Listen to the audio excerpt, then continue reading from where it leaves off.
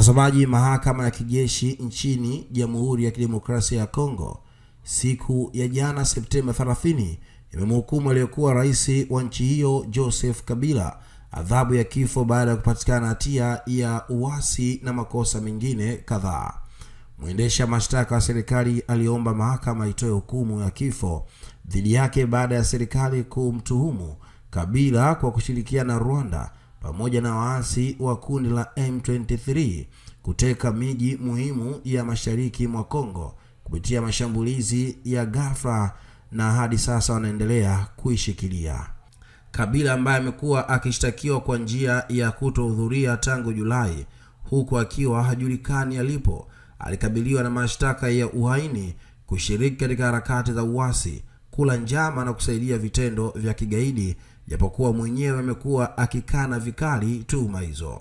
Mnamo mwezi wa 5 mwaka 2025, Seneti ya Kongo ilipitisha uamuzi wa kuondoa kinga ya kisheria akifurahia rais mstaafu Joseph Kabila, kitendo ambacho alikikosa vikali na kueleza kama ni kitendo cha kidikteta. Joseph Kabila alikuwa akiishi nje ya nchi kwa hiari yake mwenyewe, lakini aliripotiwa kurejea mjini Goma mwezi wa 4 mwaka 2025, ambapo Goma ni miongoni mwa miji inayodhibitiwa na waasi wa M23, ambapo kwa sasa haijulikani kama bado yupo Goma ama la. Mtazamaji, huyo ni rais wa Jamhuri ya Kidemokrasia ya Kongo aliyekuwa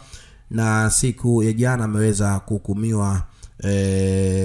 kifo ama kunyongwa hadi kufa baada ya kupatikana na hatia, moja wapo ya hatia kubwa, kushirikiana na M23